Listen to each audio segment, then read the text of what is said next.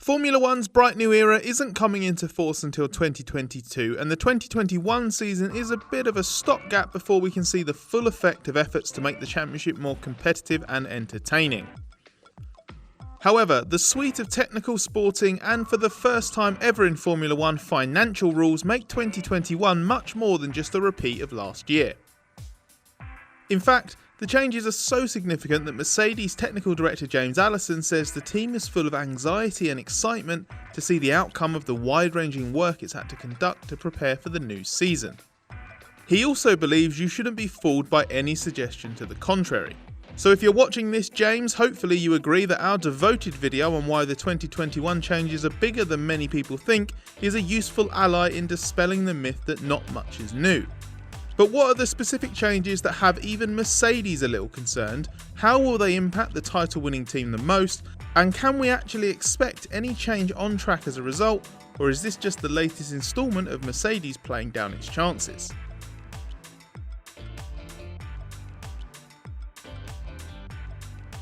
F1's first ever spending limit is being introduced in 2021, and Allison says that understanding and incorporating the new financial regulations are by far the biggest non-technical challenges of the new year. You've probably seen it reported at $145 million, but that's actually the baseline for 21 races, with each race added or removed worth $1.2 million more or less. So the 23-race 2021 season is set to give teams a budget cap of $147.4 million. More importantly, there are exemptions and plenty of them, so the top teams will still be spending a bit more than the rest. For the likes of Mercedes, this is still a huge adaptation. Mercedes is among the biggest F1 teams and has had to redeploy an undetermined number of staff to get under the spending limit. It's reportedly managed to do that without any job losses, helped by its applied science division. Among the projects there are assisting with its co-owner Ineos's cycling and America's Cup sailing exploits. Saving jobs is fantastic news, but it does mean Mercedes has to become a nimbler team, reliant on fewer people in F1. The spending limit covers car development and major elements of race team operations, which means Mercedes cannot rely on its superior resources bailing it out if any developments or activities rely on a trial and error basis. The risk therefore is that Mercedes, stripped of the full extent of its financial firepower, becomes less potent as a technical operation, and its ingenious thinking and risk-taking in this area is what's kept it at the top of the pile for so long. The good news for Mercedes is that immediate rival Red Bull is in a similar position, and there's no reason to think that Red Bull's got an inherent advantage in adapting to the new rules. However, leading midfield competitors like McLaren and Aston Martin are used to reduced spending levels and can legitimately expect the likes of Mercedes to be reined in. So this is a change that can have an immediate impact, if not one that transforms the pecking order. As a result, Mercedes spent a lot of time all through 2020 working through the regulations to maximise its new spending level. It's also worth remembering that for the first few months of last year, that work was being carried out on the understanding that the budget cap would be $30 million more than it actually is.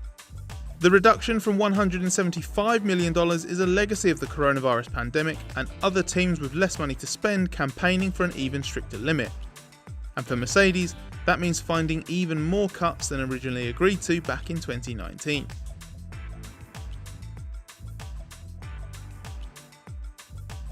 Linked to the need to become more efficient is Mercedes being hit with a lower wind tunnel and CFD allowance than its rivals in 2021, which reduces its development time. A new rule implemented for this season defines different aerodynamic testing restrictions, which we'll refer to from here on as the ATR, for each of the 10 F1 teams depending on their success the previous year.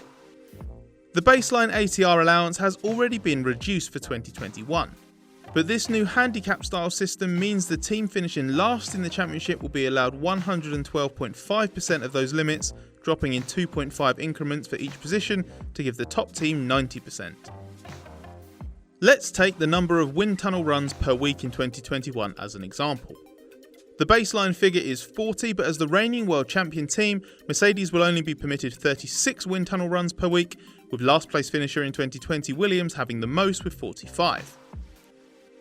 As for CFD work, the baseline amount during a specific aerodynamic testing period which ranges from 8 to 10 weeks depending on the time of the year, is set at 2,000.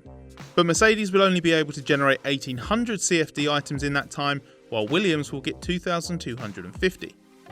In terms of its immediate opposition, the new rule means Mercedes' direct rival Red Bull gets one more wind tunnel run per week and can produce 50 more CFD items per aero testing period, at least for the first half of 2021. That's because the ATR handicap system will be reset halfway through each year, so team allowances for the rest of 2021 will depend on where they are in the Constructors' Championship as of June 30th. Another noteworthy consequence of the new ATR handicap is Ferrari, which had a dismal 2020 season and is playing catch up, so will have 5 more wind tunnel runs per week than Mercedes in the first half of this year. These only seem like small amounts on the surface, but it's important to remember it's not only about 2021 development work. Right now, teams are balancing 2021 specific aero work with early preparation for the major new technical rules in 2022. With a smaller allowance than anyone else, Mercedes has an even tougher task of working out how to split that balance. Allison says Mercedes has had to put a lot of work in to avoid being tripped up by this. And while he's not giving away much detail, he says the emphasis on efficiency has been the key. That means shifting the focus more to the methodology to ensure that wind tunnel time and CFD items are only deployed when the value will be at its maximum. While we're on the subject of the ATR handicap, it's also important to note that even if the 2021 impact is negligible, this will be even more significant for F1's new era in 2022. From next year, the allowances will change in 5% increments, so the team finishing last will get 115% of the ATR limit, dropping to only 70% for the winning constructor. That means the top 3 constructors will be able to conduct less than half the aero work that they were carrying out in 2020.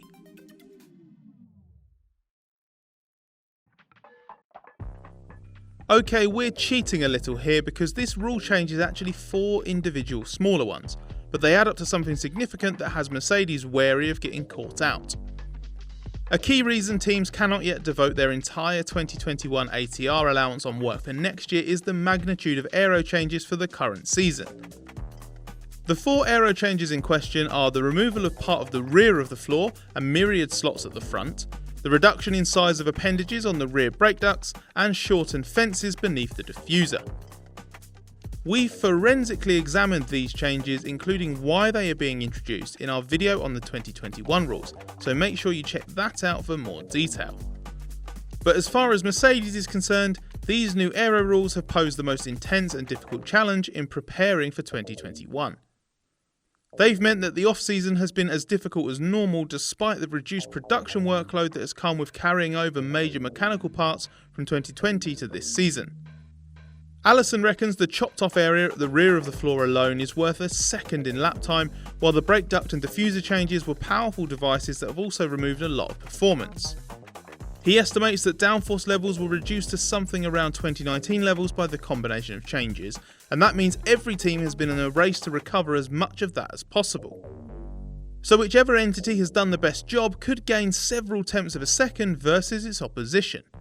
Mercedes did not conduct any trackside evaluations of the new rules last year, whereas Red Bull was among the teams to use some Friday practice time to trial 2021 spec parts. Instead, Mercedes trusted its wind tunnel and CFD work to be sufficient. But that doesn't mean Mercedes is on the back foot. In fact, disappointing as this conclusion is to reach, it may yet again be the team that handles the rule changes best. Mercedes stopped developing its 2020 car early last season and brought no upgrades after August's Belgian Grand Prix. That's a lot of time devoted to mastering the 2021 aero changes, and Mercedes' track record suggests it's very good at using that kind of head start wisely to stay ahead when big or small rule changes come into effect. Worryingly for its rivals, and any of us hoping F1's combination of new rules might finally catch Mercedes out, that's going to have a knock-on effect as well. Because if Mercedes has got the 2021 aero rules worked out, it doesn't have to worry about early season development to correct any mistakes. That means its reduced ATR time and budget this year can be spent preparing for the new 2020 technical rules, mitigating the impact of those challenges, if not completely offsetting them. There are still other elements to 2021 that could catch Mercedes out. Teams have limited data on Pirelli's more robust 2021 tyres, while the engine manufacturers only have one chance at introducing a 2021 specification of power unit this year. That means more pressure on getting other fundamental areas of performance right, and anything like that offers a small window for someone to do a better job than Mercedes. But given the cycle of high quality F1 cars, the fact that its engine returned to being the pick of the bunch in 2020, and the spectre of badly managing its tyres seemed to be condemned to history a few seasons ago, it would seem naive to expect Mercedes to completely drop the ball. How optimistic are you of 2021 ushering in a new title-winning team or driver? And do you think F1's new rules can have a better impact longer term, even if we witness more of the same this year?